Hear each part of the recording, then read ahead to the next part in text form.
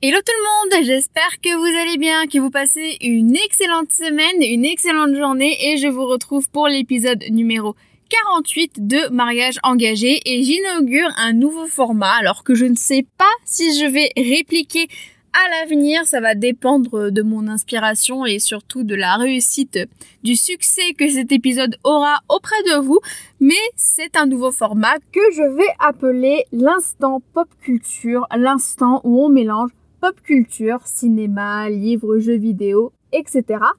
et le mariage pour voir un peu ce que ces différents formats, ces différents médias nous montrent sur le mariage, peuvent nous apprendre sur le mariage et quelles sont les leçons dont on peut en tirer pour notre propre mariage.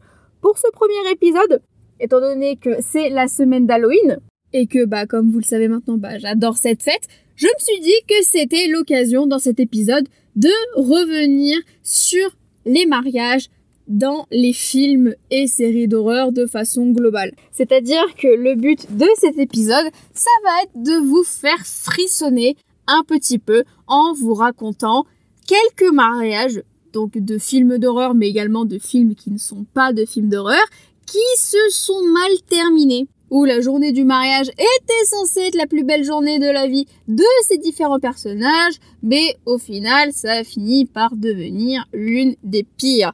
Voilà, c'était pas forcément pour tirer de leçons particulières, j'avais envie de faire cet épisode un peu détente, un peu tranquille, et puis ça m'a surtout donné l'idée de faire cet épisode étant donné que j'avais prévu déjà depuis le mois d'août de faire un post sur Wedding Nightmare, donc qui est quand même un film d'horreur centré sur le mariage, puisque tout le film en fait se déroule pendant un mariage et lors de la soirée du mariage. Et j'ai tellement aimé faire ce post que je me suis dit, c'est l'occasion pour en faire un épisode de podcast un peu détente, un peu chill, où on frissonne aussi un petit peu. Bon voilà, même si je sais pas si ma voix va vraiment vous faire peur en tout cas. Mais le but c'était de marquer le coup, fêter Halloween dans de bonnes conditions et réunir films d'horreur et mariage qui sont deux des sujets que j'aime le plus dans la vie. Dans ce podcast, il y aura donc plein de spoilers.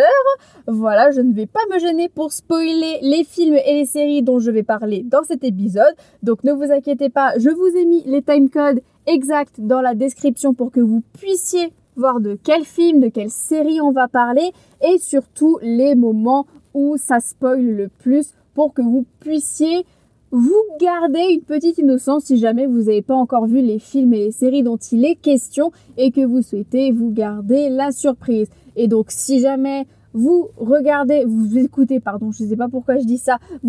ce podcast, que vous vous faites spoiler alors que vous avez pris connaissance du timecode, je considère que vous n'en avez rien à faire d'être spoilé.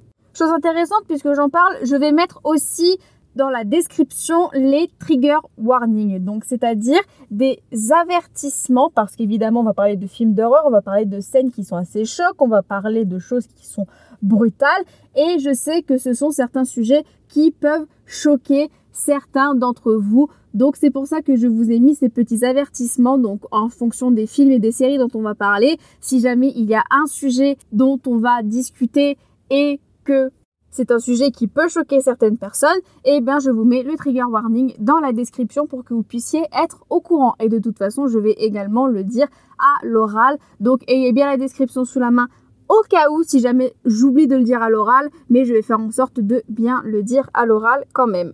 Alors, avant de passer dans le vif du sujet, parce que cette introduction est quand même un petit peu longue, je voulais juste faire le point sur les critères de sélection. Donc, quels sont les critères que j'ai utilisés pour sélectionner les films et les séries dont je vais vous parler dans cet épisode. Sachant que cette liste est subjective car je n'ai pas vu tous les films du monde, je n'ai pas vu toutes les séries du monde et je suis certaine qu'il y en a beaucoup que j'ai oubliés et qui traitent du mariage et d'un mariage qui se termine mal en tant que tel. Donc si jamais j'en ai oublié, ce qui est absolument certain, n'hésitez pas si jamais vous avez quelques connaissances à ce sujet à me laisser un commentaire, à me mettre un message sur Instagram pour me dire qu'il y a tel ou tel film, telle ou telle série où justement on traite de ce genre de sujet. Peut-être que ça m'inspirera pour faire un deuxième épisode de ce style l'année prochaine, je sais pas. Mais voilà, surtout n'hésitez pas à compléter cette liste avec votre connaissance. Donc pour le reste des critères, donc le mariage doit avoir une place centrale dans le récit, c'est-à-dire que le mariage doit être l'une des intrigues les plus importantes. Avec le premier film, vous allez vite comprendre de quoi je parle. Et dans le cadre de la série, il faut que le mariage en question, puisqu'il y a beaucoup plus d'intrigues dans une série que dans un film, il faut que le mariage ait des répercussions soit sur avant, soit sur après. Bon, il y aura surtout sur après, mais on va voir dans certains exemples, le mariage qui se passe mal est une conséquence de choses qui se sont passées avant dans la série. Évidemment, je vais beaucoup parler de films d'horreur, parce que évidemment, il y a beaucoup de mariages qui se terminent mal dans les films d'horreur, mais je ne vais pas parler que de films d'horreur, parce qu'il y a quand même quelques films qui ne sont pas des films d'horreur, et où il y a une cérémonie qui est centrale et qui se passe mal. Donc on va évidemment en parler aussi. Je tiens à préciser également que dans cette liste, il y a des bons films, il y a des mauvais films, il y a un peu de tout dans ce top. Voilà, je n'allais pas parler que des bons films ou que des bonnes séries, il faut que je sois un peu plus objective que ça. Et évidemment, à chaque fois, je vous livre mon avis personnel sur l'œuvre en question afin de vous dire qu'est-ce qui moi m'a plu, pourquoi est-ce que je vous conseillerais de le voir si jamais vous souhaitez passer à l'action. Et évidemment, vu qu'on est dans un épisode spécial Halloween, je me centre uniquement sur le jour du mariage en tant que tel, pas sur les problèmes qui arrivent après, comme les divorces, les fausses couches, etc. etc. Tiens, je vais le rajouter pour le trigger warning, on sait jamais. Je tiens également à préciser en petit disclaimer que je ne suis pas une critique de cinéma ou de série. Ce n'est nullement mon métier, je ne sais absolument pas comment ce genre de choses fonctionne. L'avis que je vous donne dans ce podcast est personnel et il n'engage personne d'autre. C'est-à-dire que les seules connaissances techniques que j'ai du ciné remontent à un cours de cinéma quand j'étais en seconde. Donc pour vous dire, c'était il y a à peu près 6-7 ans. Et surtout que mon avis ne concerne que moi. C'est un avis qui est subjectif. Si j'ai aimé un film que vous avez détesté, c'est pas grave. Et si au contraire j'ai détesté un film que vous avez aimé, c'est pas grave non plus. Les avis, ce qui est bien, c'est qu'il y a autant d'avis qu'il y a de personnes sur Terre. Donc on peut avoir autant d'avis qu'on veut sur un seul film et c'est ça que je trouve qui est super, c'est qu'on peut vraiment discuter, on peut vraiment nourrir le débat avec les avis des uns, les opinions des autres et c'est le plus important. Par exemple, moi j'ai détesté The Thing, j'ai détesté La La Land et j'ai détesté Hérédité et j'aime la nouvelle trilogie Star Wars alors qu'il y a plein de gens qui aiment les films que j'ai nommés, que j'ai cités précédemment et qui ont détesté la trilogie Star Wars. Il y en a un paquet qui ont détesté la trilogie Star Wars et franchement, pour moi, c'est pas grave. Le plus important, c'est qu'on respecte l'avis des uns et des autres et qu'on puisse débattre, en discuter dans la joie et la bonne humeur. Donc voilà, maintenant que les critères et les disclaimers sont faits, je vais rapidement vous présenter la structure donc de chaque film et série dont je vais parler dans cette vidéo. Donc il y aura d'abord un petit résumé du film ou de la série en question, mon avis sur le film en sa globalité, voire sur la scène, la série, s'il est question d'une série. Et enfin, je vous dirai pourquoi est-ce que je vous conseille ce film, je vous conseille cette série précisément. Donc allons-y, ne perdons pas de temps et commençons tout de suite avec le premier film dont on a déjà parlé sur Instagram, on en a parlé il y a quelques jours, vous l'avez deviné, on va reparler de Wedding Nightmare qui est vraiment l'un des films récents qui se concentre vraiment sur un mariage qui se termine mal, on va pas se mentir. Et étant donné que 5000 caractères, c'est trop peu pour énumérer tout le bien que je pense du film, je vais me permettre de développer un peu plus dans cet épisode. Alors c'est bien beau tout ça, vous me direz, parce que je vous name drop un peu le nom du film de un peu partout depuis le début de l'épisode, mais Wedding Nightmare, qu'est-ce que c'est? De quoi ça parle? Déjà, Wedding Nightmare est un film d'horreur qui a été réalisé par Matt Bettinelli-Olpin, si j'écorche les noms, et Tyler Gillett qui est sorti en 2019. Donc ces deux réalisateurs font également partie du mouvement Radio Silence, qui ont notamment réalisé des films comme VHS. Et on a pas mal de têtes connues au casting parce qu'on a notamment Samara Weaving qui joue le personnage principal, on a Adam Brody, on a Henry Sirkzny, encore une fois je prononce mal le nom, excusez-moi, que personnellement je connais pour avoir joué dans les séries Revenge et The Tudor, donc qui est vraiment un acteur que j'aime beaucoup. Et évidemment on a aussi Andy McDowell dans le rôle de la matriarche de famille complètement cinglée. Mais maintenant qu'on a fait cette petite présentation, Wedding Nightmare, qu'est-ce que c'est? Eh bien, Wedding Nightmare, c'est l'histoire de Grace, donc qui est incarnée par Samara Weaving, comme on l'a dit, qui se marie avec Daniel. Donc, elle est toute souriante, toute contente de se marier. La journée du mariage en tant que telle se passe bien. C'est après que les choses dégénèrent, parce qu'en fait, elle se marie dans la famille des Ledomas. Et la famille des Ledomas, c'est une famille qui a fait fortune dans la construction de jeux de société. Et cette famille, un rituel un petit peu bizarre. Bon, il faut bien qu'il y en ait dans toutes les familles riches, vous me direz. Cette famille a donc un rituel un peu bizarre, c'est-à-dire que chaque personne qui rentre dans la famille, à minuit, doit tirer une carte et en fonction de la carte, doit jouer au jeu qui est inscrit sur la carte. Et malheureusement pour Grace, elle tire sur la carte cache-cache. Sauf que ce qu'elle pensait être un cache-cache tout mignon, tout gentil, s'avère en fait être un cache-cache où elle va devoir lutter pour sa survie jusqu'à l'aube et elle va devoir faire face à toute la famille des Ledomas qui ont envie de la trucider. Car, spoiler alert, donc, ils croient que si jamais ils n'arrivent pas à la tuer avant l'aube, eh bien, ils vont tous mourir une fois que le jour sera levé. Voilà pour le programme des réjouissances. Alors pourquoi est-ce que je vous parle de ce film? Parce que évidemment c'est l'un des films de mes films préférés dans ce top. Alors pas de mes films préférés de toute la vie évidemment, ça il y en a bien d'autres, mais j'ai quand même passé un bon moment devant ce film. Voilà, c'était vraiment un film que j'ai revu il y a pas longtemps avec grand plaisir. D'ailleurs j'étais allée voir ce film à l'été 2019 avec ma sœur au cinéma et elle était tellement dedans, elle était tellement à fond que quand on est sorti, elle m'a dit que ça l'avait dégoûté du mariage. Donc voilà, je pense que c'est plus le cas aujourd'hui, mais à l'époque ce film avait réussi à la dégoûter du mariage. Bref, si tu passes par là, j'espère que c'est plus le cas aujourd'hui.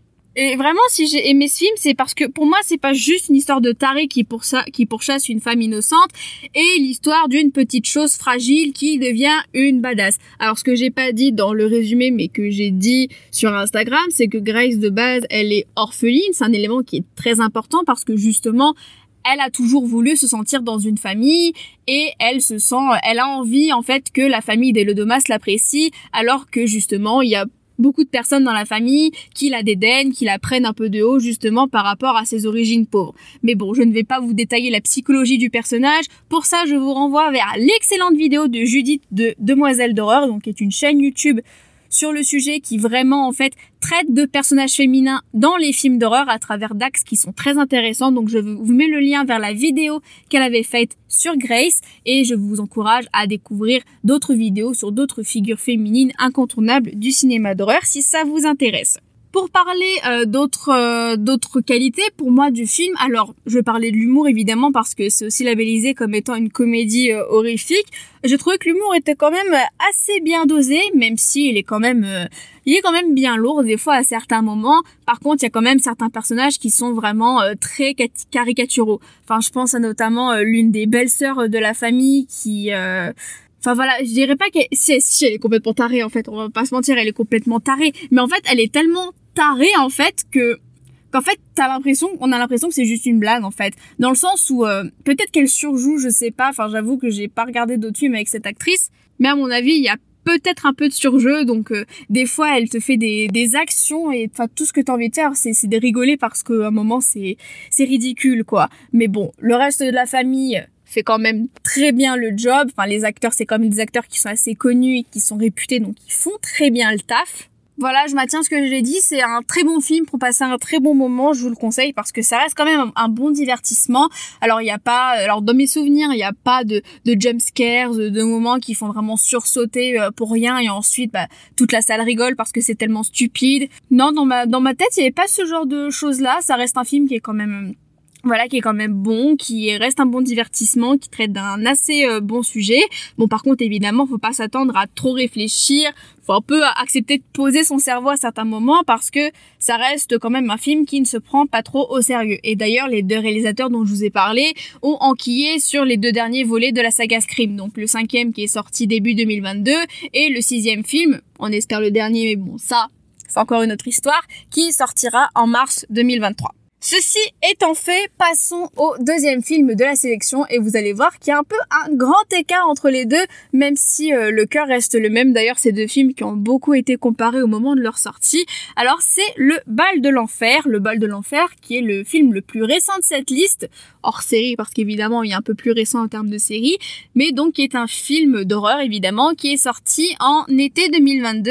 Donc on retrouve au casting notamment Nathalie Emmanuel que la plupart d'entre vous, je pense, connaissent pour avoir joué Missandei dans Game of Thrones, mais que certaines personnes aussi peuvent reconnaître comme étant l'interprète de Ramsay dans les Fast and Furious. Et donc le film a été réalisé par Jessica M. Thompson. Qu'est-ce que Le Bal de l'Enfer? De quoi ça parle? Alors le Bal de l'Enfer, c'est l'histoire d'Evie qui se retrouve sans famille suite au décès de sa mère et qui, suite à un test ADN, découvre qu'elle a de la famille en Angleterre, donc dans la campagne anglaise, je sais plus trop où. Et donc cette famille l'invite à un mariage. Elle se rend à ce mariage Sauf que les choses ne vont pas se passer comme prévu, car en fait c'était un piège. Et le maître des lieux veut en faire sa 3e épouse, car, roulement de tambour, c'est un vampire. Voilà. Et donc, qu'est-ce que j'en ai pensé de ce film? C'était pas top. Hein. Voilà, très clairement. En ce moment, je sais pas ce qu'il y a, quand même pas mal de films d'horreur qui sont pas terribles. À un moment, il faut dire les choses telles qu'elles sont. Ça n'a pas été une bonne expérience quand je suis allée voir parce que, bon, ok, le scénario est sympa, les acteurs jouent plutôt bien, mais en vrai, c'est hyper forcé, quoi, comme histoire. Que ce soit les références ou l'histoire en tant qu'elle-même, enfin, il y a des choses qu'on n'arrive pas à comprendre. Quand on sort de la séance, en fait, on comprend pas, et même en faisant une recherche Google, ce qui normalement est quand même un assez bon indicateur de savoir si le film a bien expliqué ce qu'il devait raconter ou pas, on trouve rien non plus, au final on a des questions à laquelle on n'aura jamais de réponse. Parce que bon, là, je vais spoiler comme pas possible. Donc là, vous êtes prévenus. Donc l'histoire, c'est que du coup, il y a cette jeune femme qui se rend dans sa famille, qui est elle-même copine avec une autre famille, sauf qu'en fait, l'autre famille, elle est dirigée par un gars, donc sur qui l'héroïne va avoir un crush, elle va avoir le béguin pour ce mec. Sauf qu'en fait, ce type, c'est un vampire. Et depuis, en fait, ils disent même que c'est Dracula. Enfin, même ça, c'est compliqué parce que dans le film, ils disent pas que c'est Dracula, ils disent que c'est sous-entendu, et sur Google, ils confirment que c'est Dracula. Donc, même ça, c'est un peu bizarre. Enfin bref, passons. Donc ouais, il a déjà 2 épouses depuis des années et des années, et notamment sa 2e épouse, elle s'appelle Lucie. Moi, j'avais pas fait le lien tout de suite, mais apparemment, ce serait la Lucie, qui se fait vampiriser dans le livre de Bram Stoker. Donc en fait, ce serait elle qui serait restée vampire à ses côtés pendant 150 ans. Et d'ailleurs, il y a même 2 personnages. Oh là là. Ça, je pense que c'était la référence la plus forcée du film, parce que un moment, Evie, elle arrive à se barrer du château, et elle tombe sur un couple qui s'appelle Jonathan et Mina Harker. Voilà, donc si vous connaissez un petit peu, alors soit le livre de Bram Stoker ou même le film de Coppola ou l'une des autres adaptations, vous savez de quoi je parle. Et c'est tellement forcé, c'est pas possible. C'est vraiment incroyable comme c'est forcé. Et même justement, t'arrives pas à comprendre en fait, parce que y a pas vraiment d'indicateur temporel, donc tu sais pas combien de temps exactement ils sont passés, mais tu dis, ils ont réussi à monter ce plan à une vitesse incroyable. Enfin, tu dis à partir du moment où ils ont trouvé sa trace, patati patata, ils ont direct monté ce plan. Ça veut dire quoi? Ça veut dire que s'ils l'avaient pas retrouvé, comment est-ce qu'ils auraient fait? Est-ce qu'ils auraient choisi quelqu'un d'autre? Est-ce qu'ils auraient pas pu monter ce plan génial, vous sentez mon sarcasme, pour justement qu'il ait une autre épouse? Voilà, il y a plein de choses qui ne font pas sens. Et d'autres choses qui sont forcées. Donc au final, l'histoire, elle passe pas toute seule, elle est pas assez fluide pour que vraiment on s'investisse vraiment dans l'histoire. Sachant qu'en plus, le twist du mec qui au final est gentil puis qui est méchant, c'est vu et revu dans les films d'horreur, et ça se voit des kilomètres en fait. T'as un doute au bout d'un moment, mais au final, ça se voit quand même à des kilomètres. Donc au final, est-ce que je vous le conseillerais? Oui et non, dans le sens où si vous êtes fan de films de vampires et que vous souhaitez voir tous les films, toutes les séries qui parlent de vampires qui existent, évidemment, je vous conseille de le regarder. Ça reste quand même un divertissement, on le sent passer, mais voilà, ça reste quand même un divertissement si on accepte, de poser son cerveau, quoi. Un peu comme je disais pour Wedding Nightmare, mais là, il faut vraiment l'éteindre et le laisser de côté à l'entrée de la salle, quoi. C'est pas juste tu l'éteins et tu t'appuies sur l'interrupteur quand t'as besoin de réfléchir. Non, là, c'est vraiment, faut l'éteindre du début jusqu'à la fin, bref. Mais je vous rassure, c'est pas le pire film qu'il y a dans cette liste. On va parler du prochain film qui est je vais dire clairement un film de merde, hein. Et franchement, vu que c'est un film qui est issu d'une saga dont les premiers volets sont géniaux, c'est une déception. Franchement, c'est une déception. Et évidemment, je veux parler de REC 3, Genesis. Alors, Genesis, donc, qui signifie la genèse, sauf qu'évidemment, ce titre n'a aucun sens. Comme le 4e film qui s'appelle Apocalypse, sauf que bon, c'est comme dans Resident Evil Apocalypse, hein. L'Apocalypse, tu la cherches, disons que tu la cherches encore. Et donc, REC 3 est un film espagnol qui est sorti en 2012 et qui est réalisé par Paco Plaza. Donc Paco Plaza qui avait déjà co-réalisé les 2 premiers REC avec son collègue Jaume Balagueró. Donc Jaume Balagueró qui a réalisé tout seul le 4e film qui relève un petit peu le niveau mais qui est quand même pas top, hein, surtout comparé aux 2 premiers. Et à son casting, on a notamment Laetitia Dolera et Diego Martin. Donc c'est pas forcément des acteurs que vous connaissez puisque ce sont des acteurs espagnols, mais je le dis quand même parce que je le dis pour les films américains, je le dis aussi pour les films espagnols. Donc qu'est-ce que Rec 3 ? Qu'est-ce que son histoire ? Donc déjà ce qu'il faut savoir c'est que le film se passe en parallèle. Enfin, est censé du moins se passer en parallèle des 2 premiers recs. Donc c'est sous-entendu, notamment au début, mais voilà, je pense qu'on a vraiment la confirmation quand on fait une recherche sur Internet. D'ailleurs que même, il me semble qu'il parle du moment qu'il y a un immeuble de Barcelone qui est sous quarantaine, enfin ce qui se passe dans les 2 premiers films, enfin bref. Voilà, là n'est pas la question. Qu'est-ce qui se passe dans Rec 3 ? Donc là, je fais un petit trigger warning parce que c'est quand même un film qui est très gore. Donc un film qui parle de zombies, mais un film qui reste quand même très gore. Et je dirais même qu'on est plus sur du gore gratuit. Donc, Rec 3. Qu'est-ce que ça parle ? Rec 3, ça parle du mariage de Clara et Koldo qui se marient donc dans la banlieue de Barcelone. Et là, pareil, un peu comme dans Wedding Nightmare, tout se passe bien la journée, ils sont contents, les invités sont là, ils discutent, il y a des clichés de personnages débiles, genre la française qui est bonasse, les mecs en chien, en chaleur sur elle qui veulent, évidemment, ils veulent tirer leur coup. Voilà, je suis un peu vulgaire, je suis désolée, j'espère qu'il n'y a pas de censure sur les plateformes de podcast. Et dans le lot, t'as un vétérinaire qui s'est fait mordre par un chien. Donc spoiler, le chien dont on parle dans le premier film, donc qui s'appelle Max. Voilà, donc qui était la petite fille de l'immeuble de Barcelone qui était en quarantaine. Donc le vétérinaire qui s'est fait mordre par ce chien. Donc évidemment qui a traité la blessure, etc. Qui s'est fait bander la blessure, etc. Et qui est donc présent à ce mariage. Et qui, montre un peu sa blessure et qui dit « Je me suis fait mordre par un chien fou furieux ». Donc, il me semble même que ce chien a été euthanasié. Bref, ça, je m'en rappelle plus trop, faudrait que je les regarde à l'occasion.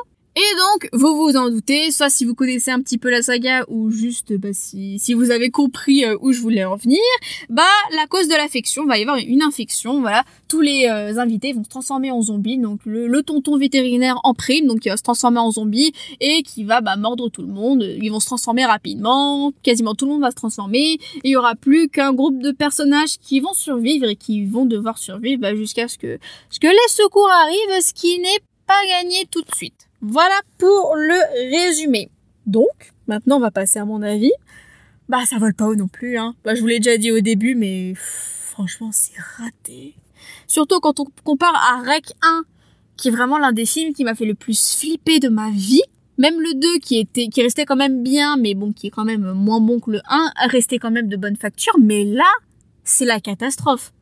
Franchement, c'est pas possible. Les personnages étaient bien gérés dans les 2 premiers films. Il y avait une bonne lumière, un bon jeu d'acteurs, bon, même s'il était un peu surjoué à certains moments. Et là, il y a plus rien de tout ça. Les scénaristes, les réalisateurs se sont dit, on va écrire une histoire débile avec des personnages clichés. On va pas faire attention, on va pas développer l'histoire, pas développer les personnages, pas développer les liens entre eux. Et on va faire un film d'1h30 qu'on arrive à sortir et on va mettre l'étiquette Rec dessus. Parce que franchement, s'il n'y avait pas ces 2-3 éléments de la franchise, je crois qu'on parle même pas de la Tristana Medeiros, là, dont on parle dans les 2 premiers films. Voilà, s'il n'y avait pas ces 2-3 éléments, en fait, on pourrait mettre n'importe quel titre de film que ça fonctionnerait, en fait. C'est pas vraiment un film qui est fait, je pense, pour faire partie de la franchise Rec en tant que tel, parce que même le 4, qui est quand même pas ouf, il y a plus d'éléments pour le relier aux autres, alors que celui-là, c'est vraiment un film qui est à part. Et de base, dans la bande-annonce, vous avez dit, on va vous présenter la genèse, comment ça s'est passé, etc. Alors, quelque part, oui, on a la genèse. On sait comment ça s'est passé à Barcelone, on sait comment la contamination s'est faite à Barcelone, plus ou moins, parce que je crois qu'il y a des comics qui justement reviennent plus en détail sur cette histoire. On sait comment ça a démarré à ce moment-là aussi, mais voilà, en fait, c'est tout. On sait pas plus de trucs, on sait beaucoup plus de choses sur la genèse du virus quand on regarde dans ce qu'il y a à côté, donc dans les comics, dans les livres qui ont pu sortir, que vraiment dans ce film, en fait, donc Genesis, je sais pas d'où ils ont sorti ce titre. Et c'est vraiment dommage parce que le réalisateur, il a co-réalisé les 2 premiers recs. Tu te dis, mais comment est-ce que tu passes d'un film aussi excellent à ce film-là ? Donc là, oui, je sais pas du tout un avis qui est objectif. Vraiment, c'est vraiment comment je l'ai ressenti. J'ai vraiment eu du mal à le terminer. Franchement, j'ai vraiment eu du mal à le terminer. Je me suis forcée pour le terminer parce qu'il fallait bien que je le fasse. Mais voilà, j'ai dû me forcer à le terminer. Voilà, c'est mal joué, c'est surjoué, on ressent rien du tout. Les personnages sont tellement clichés que comme dans les films classiques, dès qu'ils crèvent, on est content. Et justement, on a envie qu'ils crèvent dans des circonstances les plus atroces possibles. Et ce que j'ai pas dit par rapport aux deux premiers recs, et donc qui est aussi un peu le cas pour celui-là, c'est qu'il est filmé en mode found footage. Donc c'est-à-dire found footage littéralement qui signifie enregistrement retrouvé, et qui consiste en fait à faire passer le film pour une succession d'images qui ont été retrouvées et qui ont été filmées à partir d'une caméra. Donc ça, c'est un procédé que vous avez pu voir pour les plus anciens dans Cannibal Holocaust, donc qui est sorti en 1980 et qui est un film italien que je n'ai pas encore vu et qui, je crois, non, il était pas sur Netflix, mais il était sur la plateforme Shadows, donc qui est une plateforme de streaming de films d'horreur. Bon bref, là je m'égare, mais plus récemment on l'a vu aussi dans le projet Blair Witch, donc qui est sorti en 99, et évidemment dans la saga des Paranormal Activity, qui a vraiment exploité ce filon jusqu'à la corde. Et donc c'est également le cas pour les deux premiers films notamment, puisque dans le premier on suivait une journaliste qui avec son caméraman suivait une équipe de pompiers la nuit, et donc ils se retrouvaient enfermés dans l'immeuble bien malgré eux. Dans le deuxième on suit surtout une bande de jeunes débiles et on suit également une unité, je crois l'équivalent du SWAT en Espagne, qui vont justement intervenir dans l'immeuble car ils n'ont plus de signes de vie et ils veulent savoir ce qui se passe. Bon là dans le troisième film, les caméras qu'on a c'est pour filmer le mariage. Mais au bout d'un moment, les caméras s'éteignent. Voilà, désolé, il y a un peu de bruit aux alentours, j'espère que ça s'entendra pas trop. Mais voilà, au bout d'un moment, ce côté found footage, il l'enlève. Et c'est pas une mauvaise idée en soi. Mais le truc, c'est que ça révèle à quel point les réalisateurs, en fait, savent pas tourner parce que la caméra bouge dans tous les sens, la lumière est mal gérée, des fois c'est tellement illisible que t'as du mal à comprendre ce qui se passe à l'écran. Et il y a vraiment aucune créativité dans la mise en scène en fait. C'est pour ça aussi qu'il y a pas mal de films d'horreur found footage en fait qui ont vraiment été catalogués un peu de films d'horreur du pauvre, parce que techniquement c'est le genre de film qui coûte rien à tourner et tu peux très bien masquer avec le fait que tu sais pas tenir et te servir d'une caméra quoi. Bon, encore une fois, si c'est un sujet qui vous intéresse, je vous renvoie à la vidéo d'Anthony Pazzona qui a fait toute une vidéo sur le found footage et que je pense que vous pouvez apprécier, qui expliquera pas mal de choses sur ce genre si ça vous intéresse. Mais voilà, le found footage, ça rajoute quelque chose quand c'est bien maîtrisé, mais et non seulement quand c'est pas maîtrisé, ça rajoute rien et justement on s'embête. Et quand on l'enlève et que ça révèle justement qu'on sait pas se servir d'une caméra classique, c'est tout ce qu'il y a de plus bateau quoi. Et encore une fois, je le répète, mais c'est le réalisateur de Rec qui a fait ça, donc comment est-ce qu'il a pu se planter à ce point ? Voilà, c'est pas croyable. Donc, vous aurez compris, c'est pas un film que je vous conseille trop. Je vous conseille surtout le premier et le deuxième, qui sont vraiment de très bonne facture, surtout le premier qui m'a vraiment fait flipper la première fois que je l'ai vu. Et voilà, à la rigueur, celui-là, c'est juste histoire de dire que vous avez vu tous les recs, quoi. Mais limite, je vous conseillerais peut-être plus de regarder le quatrième, qui, même s'il est pas terrible non plus, se raccroche vraiment à la mythologie des deux premiers films, quoi. Là, celui-là, c'est vraiment un film de série Z, c'est pas possible autrement. On va faire une petite pause ici, cet épisode était déjà bien rempli et il y a encore beaucoup d'autres choses à venir, donc je pense qu'une petite pause est nécessaire, mais ne vous inquiétez pas, la deuxième partie de l'épisode, car il y aura une deuxième partie, sortira vendredi. On parlera des derniers films, mais dans cet épisode, on parlera surtout de séries et enfin on clôturera cet épisode avec quelques mentions honorables, je ne vous en dis pas plus, vous verrez ce que c'est vendredi ou même plus tard si vous écoutez cet épisode plus tard. Donc en attendant, écoutez, je vous souhaite de passer une excellente journée et je vous dis à vendredi pour la suite de l'épisode. Cet épisode est désormais terminé. Merci à vous de l'avoir écouté jusqu'au bout. J'espère qu'il vous a plu et qu'il va vous aider pour l'organisation de votre mariage. Vous retrouverez toutes les notes sur mon site hautdegrosbois.com/podcast si vous souhaitez revoir les grandes lignes de cet épisode. Et si vous souhaitez me soutenir et soutenir le podcast, n'hésitez pas à me laisser 5 étoiles sur Apple Podcast et à me laisser un petit commentaire si votre plateforme le permet.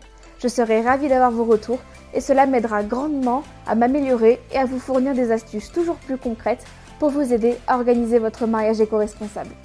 Je vous souhaite très fort de passer une excellente journée et je vous dis à très bientôt pour un prochain épisode de Mariage engagé, le podcast des futurs mariés éco-responsables. À très vite!